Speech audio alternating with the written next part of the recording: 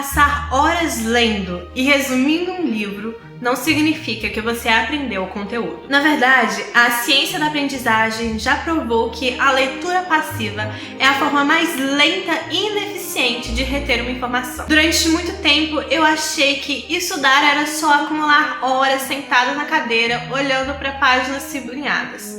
Mas, quando a faculdade apertou e o tempo diminuiu, eu tive de aprender a aprender de verdade. Hoje eu vou te mostrar os 3 pilares que salvou minha rotina de estudos acadêmicas e como aplicar cada um deles, mesmo você tendo só 1 ou 2 horas por dia para estudar. E o último pilar envolve um ajuste bobo numa técnica famosa que a maioria das pessoas usa errado e acaba destruindo o próprio foco sem perceber.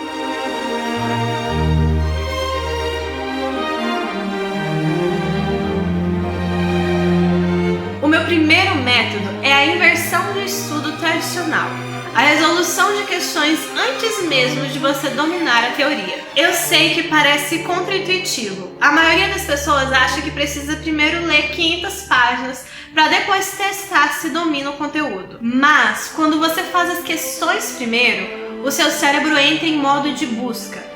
Mesmo errando a questão, você cria um mapa mental de relevância. Depois, quando você finalmente vai para o livro ou para a videoaula, a sua atenção foca exatamente naquilo que resolve o problema. Você deixa de ler de forma passiva e passa a ler com intenção, procurando as respostas.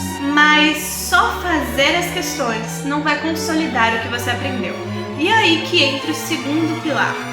A técnica Feynman adaptada para quem não tem tempo. O princípio original diz que você tem que explicar o assunto para uma criança, mas na vida real de universitário você não tem criança por perto o tempo todo e nem tempo para ficar palestrando sozinho no quarto. Como eu faço, eu fecho o caderno e me dou exatamente 2 minutos para explicar de forma ultra resumida aquele conceito ou conteúdo.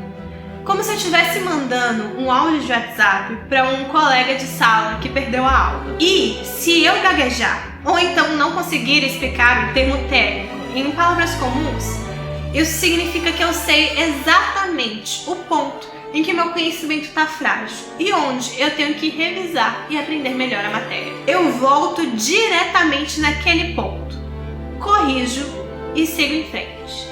É rápido, cirúrgico. Não exige que você faça resumos intermináveis à mão. Mas agora não adianta ter as melhores técnicas se sua mente se dispersa a cada 10 minutos. O terceiro pilar é a engrenagem que faz os outros 2 funcionarem. É o gerenciamento de energia através do modo Pomodoro, mas do jeito certo. O modelo clássico de 25 minutos dificilmente vai funcionar quando você precisa estudar matérias densas.